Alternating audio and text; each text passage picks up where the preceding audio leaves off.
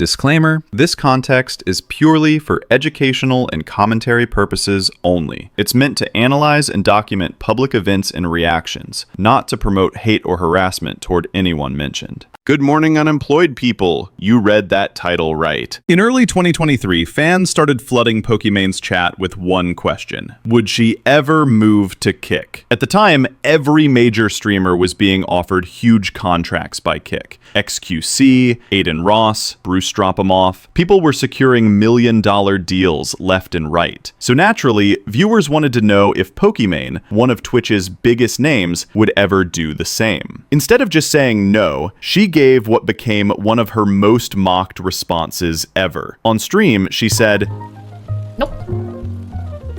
No, and it's not because I got like $10 million, it's just because I'm good as I am. Why would I compromise my morals and ethics for more money when I have money? Something about that is so cringe to me personally." Right away, people started calling her out. Viewers pointed out that she streams on Twitch, a platform that's been involved in its own controversies, from gambling streams to hot tub content to unfair bans. So when she said she had morals for staying on Twitch, it came off as hypocritical. It's not like Twitch was the moral high ground she made it sound like. Many said the issue wasn't that she refused the offer, it was how she said it. Like, I understand, if you need to make money, right? For me to do cringe shit when I have I can't. Like, ew. Can someone put this into words better than I can? It's almost embarrassing. The way she said "I have morals" sounded like she was trying to take the moral high ground over other creators who took Kick deals. Fans pointed out how unfair that sounded because not everyone is in her financial position. Some creators actually need those deals to support themselves, while Pokimane, already a multimillionaire, could easily afford to turn them down. But then, things got even worse when she made another statement, one that was factually wrong. She claimed Kick was using Twitch's servers, implying that Kick was copying or stealing Twitch's infrastructure. New Pokimane drama has just dropped, and it's exactly what you'd expect from all the previous dramas. It all starts with this take here: Kick makes Twitch money. Pokimane on Kick versus Twitch. Keep doubting Kick, it's already taken over. Fire emoji. Respectfully, people that say stuff like this, you don't understand that Kick makes Twitch money. Like, Kick is using Twitch's services. And if Twitch really wanted, they could just stop giving these services to Kick. But right now, they're just sitting back like, thanks, I guess. Actually, no, they can't, but we'll get to that. But also, honestly, I don't really care that much. Well, AWS is Amazon and Twitch is Amazon, so in a way it is. That was false. Multiple tech experts, such as XQC, explained that Kick uses a separate hosting provider, and her claim didn't make any technical sense.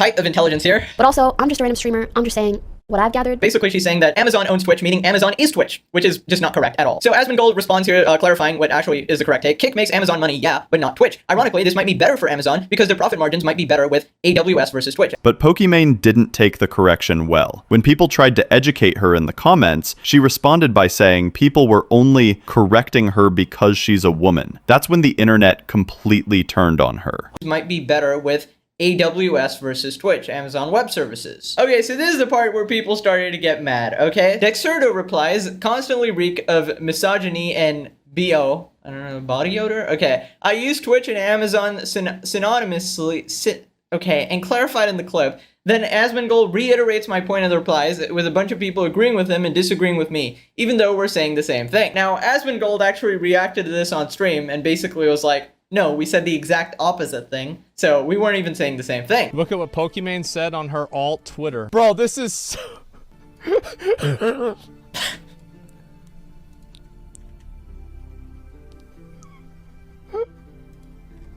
Bro, if I do this, oh my god. Yo, imagine if I do this. Twitch is not Amazon. How are you using them synonymously? You said Kick makes Twitch money. Kick uses Twitch's services. Asmongold literally disagreed in the first sentence. Just own it when you're wrong rather than playing the misogyny card. Now, the issue wasn't that she made a mistake. Everyone does. The problem was that she refused to admit it. Instead of saying, "My bad, I got that wrong," she made it about sexism, as if anyone criticizing her must have a hidden agenda. Viewers, including her own fans, called it manipulative. They said she was using gender as a shield to avoid accountability. People started comparing her to other influencers who use social issues as excuses, instead of just saying they were wrong. But this wasn't even the end of that that whole saga. After Pokimane's morals comment went viral, another streamer, Valkyrae, who happens to be her friend, congratulated XQC on his kick deal on Twitter. She simply tweeted something supportive like, "Congratulations, that's huge." A few days later, leaked messages showed Pokimane privately texting Valkyrae, guilt-tripping her for supporting someone who joined a platform she had just called immoral. I tweeted, congrats to XQC and Kick, because I think it's like a win-win situation for both parties. And she reached out and she was like, I was kind of surprised that you were publicly supporting it. And I do want to make it clear that it is kind of a weird situation because Pokimane didn't insult her directly, but her tone was passive-aggressive, like she was disappointed that Valkyrae didn't take a moral stance too. The messages blew up online. People couldn't believe Pokimane was trying to pressure her own friend over something so harmless. Valkyrae hadn't joined Kick or defended its policies, she just congratulated someone. Fans said this made Pokimane look controlling, jealous, and self-righteous. Even women who supported Pokimane in the past said they didn't like how she handled it. It made her look like she thought she was the boss of other creators' opinions. So in one chain of events, Pokimane managed to say she had morals for not taking a deal, spread misinformation about a company, deflect real criticism by calling it sexism, and guilt-trip another woman for simply congratulating someone. And the worst part is that she never really apologized for any of it. She just ignored the backlash until it died down. That's why people started saying she was acting holier than thou. She didn't just think she was right. She acted like she was above everyone else. The next big stupid take came from what I like to call the sponsor incident. Her feud with the commentary YouTuber It's a Gundam. This happened back in 2020, but remains one of the clearest examples of Pokimane using her influence in a manipulative way. It's a Gundam made a video making fun of Pokimane's fan base, especially her male fans who were overly obsessed with her. It wasn't a hate video, it was just comedic commentary on how extreme some of her fans acted, but Pokimane didn't take it that way. She reacted to the video on stream, visibly irritated. Instead of refuting his points or even ignoring him, she crossed the line. She started mocking his sponsor. While watching, she pulled up the sponsor's name live and said something like, "If you're a company and you sponsor this kind of content, I wouldn't want to buy from you." Hell no. To be fair, I actually can't believe anyone would sponsor these shenanigans. Like, what? And I will say, for this company to sponsor a video that's literally 20 minutes of talking shit about me, you will never see... Dude, your website's so ass it won't even load. But if you ever reach out to me, if I ever see you in my inbox, on site. On fucking site. Like, no company should do that just about ever. Oh, is this a video where some random dude behind a VR machine calls a girl a thought for 20 minutes? Really want to put my logo on that one. Haha. Okay, I'm sorry. Anyways, we're gonna end there, because honestly, there's bullshit like that happens all the time on the internet. I just thought... basically encouraged her massive fan base to go after his sponsor, and they did. It's a Gundam later confirmed that the sponsor dropped him after the backlash, costing him part of his income. That's what made people furious. Pokimane didn't just criticize his video, she went after his livelihood. Even creators who were neutral on her started calling her out. People said she could have just responded to the video, ignored it, or made a joke back. Instead, she weaponized her audience and targeted a much smaller creator financially. It came across as vindictive and power-hungry. She wanted to punish him for making fun of her instead of just moving on. What do you think about the Pokimane stuff? She just changed YouTube forever. Cannot believe it. I looked more into it. Last time I was like, I don't know, I feel bad. But then it's like, what the fuck? The video wasn't even about her, it was about the fan. I mean, that's what I got from it. Who fucking cares? I thought she memed all this simp shit as well. Like, on Twitter, at least I've seen her meme simp stuff before. I don't know why she... It was like... He's attacking my revenue source, so I will attack his revenue source. Get his sponsors taken out. I mean, it's important stuff, I understand.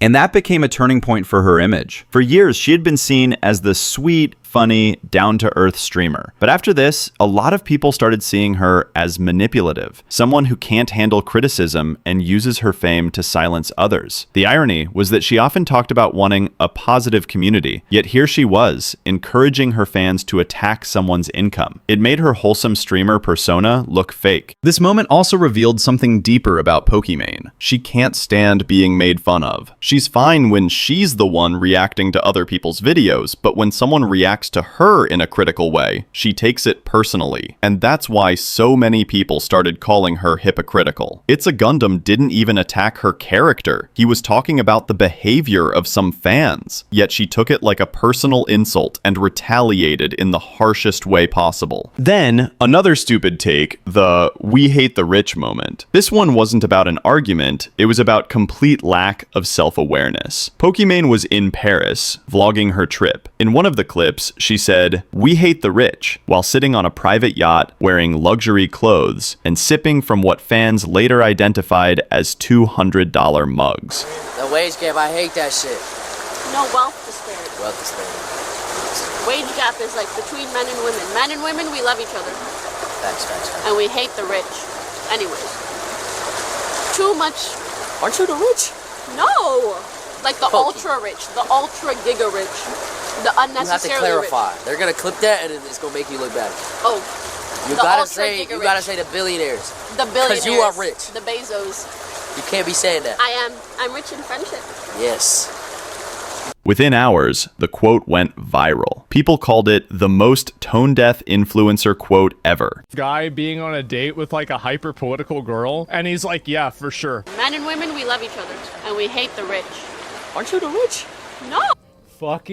Bro, Like the Poki. ultra rich, the ultra the ultra rich. I'm sorry, but if your net worth is over $10 million, your head's going on the chopping block. Oh, not ultra rich. Oh, no, it's different. the You have to unnecessarily clarify. rich. You The gotta ultra say giga you gotta rich. say the billionaires. The billionaires. you are rich. The Bezos. You can't be Fans pointed out how hypocritical it was for her to say that while literally living the rich lifestyle. They said it wasn't about hating rich people, it was about pretending to be one of the regulars while being out of touch. She's a millionaire, has multiple properties, expensive brand deals, and still tried to act like she wasn't part of that elite class. And instead of admitting the irony, she tried to clarify by saying she meant ultra billionaires, not herself. But that made things worse. People saw it as her trying to downplay her wealth and pretend she wasn't rich. Her fans started calling her out for trying to distance herself from her privilege, and honestly, it looked ridiculous. She wasn't sitting in a regular cafe saying, "We hate the rich." She was literally surrounded by wealth while saying it. It was also the moment Minnie realized she had completely lost touch with how she came across online.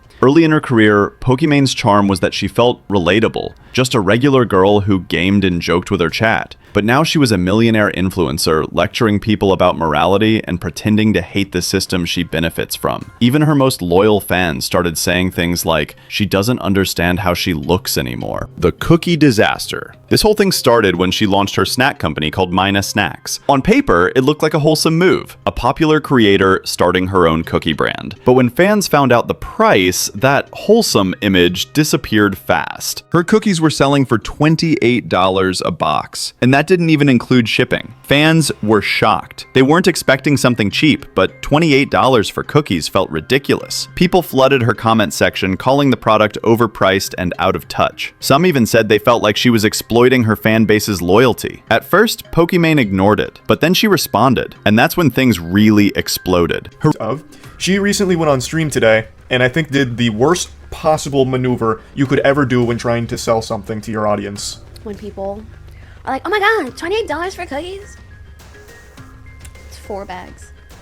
That's $7 a bag. I know math is hard when you're an idiot, but like if you're a broke boy, just say so. Anyways. Matt was actually the one that sent me this clip today, and I just assumed this had to be some kind of bad joke she tried to tell, but watching the clip, it seems like she's legitimately upset and actually just calling people that don't want to pay for it or can't afford it broke.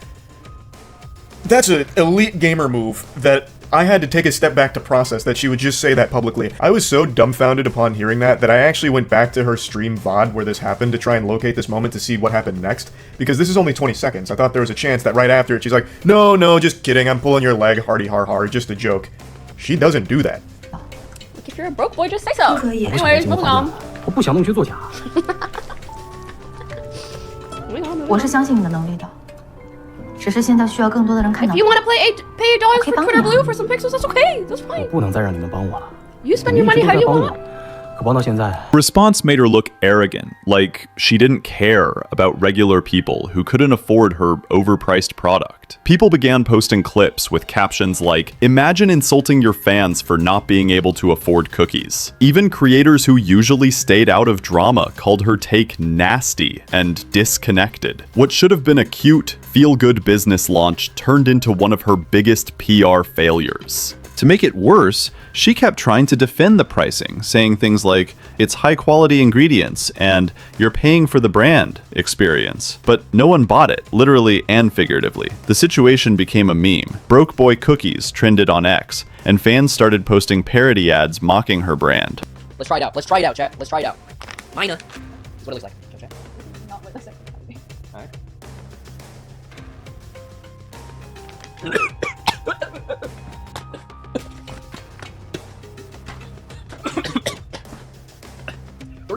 The damage wasn't just about the cookies. It was about her attitude. People felt like they were finally seeing her real personality, not the sweet, polite Poki from Twitch, but a new version that looked entitled and condescending. It reminded everyone of her morals comment during the Kick drama, another moment where she sounded disconnected from reality. That same pattern showed up again in the copyright hypocrisy backlash. Pokimane has always been known for her just chatting streams where she reacts to other people's videos.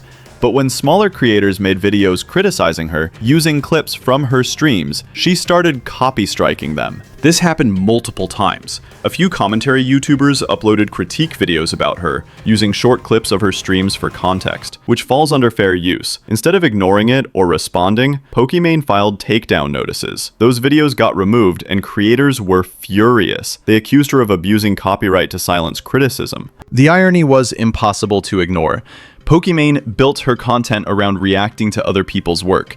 She'd watch YouTube videos for hours on stream, pause occasionally, and comment, which is literally the same thing those critics did to her. But when the roles were reversed, she didn't like it. Fans said it was rules for thee, not for me behavior. People began digging up clips of her past streams, where she had reacted to entire videos with barely any commentary, pointing out how hypocritical it was for her to punish others for doing the same thing. The backlash got so bad that even YouTube commentary legends weighed in, saying Pokimane was setting a dangerous example for other big creators. All these people that I brought up today have examples of using other people's content for their own content. They could all get copyright striked just the same way they copyright strike other people or claim their videos. That if someone with her influence could silence smaller channels so easily, it would kill fair criticism on the platform. Her fans tried to defend her at first, saying maybe she didn't know how the copyright system worked, but her silence said otherwise. She didn't publicly apologize or take responsibility. Instead, she just let the situation fade away. But by then, the internet had made up its mind. Pokimane wasn't just hypocritical. She was protective of her image to the point of censorship. And that became her biggest recurring theme. Every time she faced criticism, instead of addressing it, she either deflected or used her power to make it disappear. But the internet never forgets, and that became more clear with her Believe the Victims hypocrisy. This happened after the Diddy scandal went viral in 2024. Pokimane tweeted, "Always believe the victims," which in theory is a good message. But people immediately remembered her old clips where she mocked Amber Heard during the Johnny Depp trial. Based in a court of law, don't go around and just believe what people say. You know why? It's because people lie. What a dumb thing to say. Pokimane is apologizing to someone on X for laughing at Amber Heard. Please fucking remind me about that after I finish this. Oh my god. Pokimane, I love you and I agree, but I can't forget the way you made fun of Amber Heard during the trial. It was really disappointing. Please address this. I completely understand. I regret how I restreamed the trial because any jokes are at the expense of the victims can be perceived. I apologize I took down the videos. She's apologizing for laughing at Amber Heard. My source is that I made it the fuck up. Okay, when they were talking about like, we have all this evidence that he actually did it. I gotta say, backtracking after this one is... Pokimane had laughed at memes, made sarcastic comments about Amber's testimony, and even liked posts that clearly sided against her. So when she suddenly started posting victim support messages, people saw it as performative. They said she only believed victims when it was socially acceptable. Fans pointed out how she stayed silent during other controversial moments involving male streamers she was close to, but was quick to speak when it made her look good. What made it worse was her timing.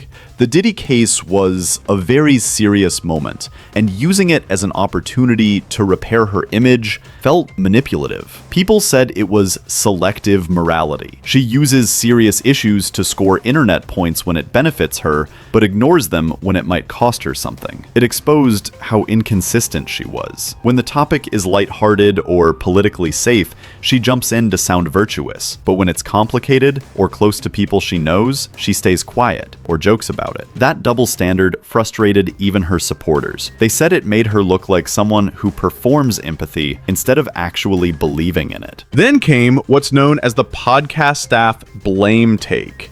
Pokimane and Lily Pichu had recently launched a podcast together, and one of their scheduled episodes featured Hassan Abi as a guest. Around that time, multiple clips began circulating online accusing Hassan of mistreating his dog, including allegations of using a shock collar. The controversy was intense, and fans were already criticizing anyone defending him. So when Pokimane's team announced that they wouldn't be uploading the episode out of respect for the current situation, most people thought that was a smart and responsible move. It made sense to pause the upload rather than risk associating with a scandal. But then, Pokimane herself made a public tweet that completely changed the narrative. The episode was supposed to air as usual, but staff refused to upload it. Out of fear it had caused drama, and posted this statement without my approval. We'll talk about everything on this week's episode and go on hiatus afterwards to restructure. She revealed that her own staff had refused to upload the episode because they were afraid it would cause drama, and that they posted the cancellation statement without her approval. She added that the podcast would go on hiatus to restructure afterwards. This tweet backfired instantly. Many saw it as her throwing her staff under the bus, especially since the staff's decision to hold back the episode was, in most people's eyes, the right one. They were protecting both Pokimane's and Lily's reputations from being tied to a controversy involving alleged animal abuse. Episode and go on hiatus afterwards to restructure. Now, let me go ahead. You guys like translation? Okay, so what does this mean? That's it. That's what it means. You know it. I know it. Everybody knows it. I really feel bad for the staff. The reason why I say that is because I think that she should understand, while she has a big fan base and they're gonna defend her. Commentators online pointed out that Pokimane seemed more upset about losing control over the narrative than she was about the moral issue at the center of it. Instead of praising her team for exercising good judgment, she exposed internal disagreements to the public and made it sound like the staff were being punished for trying to protect her. She even mentioned restructuring and that some people were stepping down, which made the whole thing sound like people were being fired over it. Clips of her explaining the situation on stream only made things worse. She said there had been a lot of confusion within the team, that her editor had a full-time job, and that they were generally understaffed. But critics didn't buy it. To them, this was a classic example of Pokimane mishandling PR by oversharing and creating more drama than there originally was. Even her defenders struggled to explain why she would publicly embarrass her staff when they were simply doing damage control. The NSFW tab moment. During a Twitch livestream in 2020, Pokimane was casually browsing on her computer while talking to her viewers, a normal stream day. But then, for just a split second, she accidentally switched to another tab on her browser, and on that tab was a scene from an adult film. It was barely visible, but that was enough, because Twitch chat doesn't miss anything. Within seconds, people clipped the moment, slowed it down, zoomed in, and began spreading it across social media. Twitch is infamous for banning streamers for extremely small or even accidental infractions, like showing a few seconds of copyrighted content or wearing something too revealing on camera. Yet, despite Pokimane accidentally showing adult content on stream, something that normally leads to an immediate ban, Twitch didn't suspend her. They didn't even issue a temporary timeout. Pokimane later tweeted that she only got a warning. That single decision set off a massive wave of backlash. Viewers flooded forums accusing Twitch of having double standards, one set of rules for regular creators and another, more forgiving set for top-tier streamers like Pokimane. People started posting side-by-side examples of smaller streamers getting banned for far less, like someone showing a suggestive image by accident and losing their channel for days. Meanwhile, Pokimane just joked about it, tweeting that at least it made for a good meme. Her critics saw that as proof that she was out of touch. To them, it wasn't about the mistake, everyone makes mistakes, but about the way she handled it and the privilege she seemed to show. The more she downplayed it, the more people saw her as arrogant. Fans who had defended her through previous controversies started to quietly step back. They weren't necessarily offended by the NSFW moment itself, they were disappointed that she didn't take it seriously and that Twitch's leniency confirmed what many had suspected for years. That same self-centered behavior showed up again in the wedding post narcissism incident. Arguably one of the pettiest, yet most telling examples of her ego. Pokimane's brother got married, and she attended the wedding. After the event, she posted a series of pictures on social media with the caption, "My brother got married." Sounds normal, right? Except every single picture was of her. Not one photo of the bride, groom, or even a family moment. Just Pokimane posing in her dress, showing her outfit from multiple angles. People were stunned. Fans started replying things like, "Did your brother even go to his own wedding?" And "This is the most Pokimane post ever." But instead of laughing it off or admitting it was tone deaf, she doubled down. When someone commented, "You didn't even post your brother?" she replied, "Yes, but I look good from the back." Even her loyal supporters admitted it was embarrassing. It wasn't just about a photo, it was about what it represented. She can't help but make every situation about herself, even something as special as her brother's wedding. And I'll see you guys in the next video. Peace.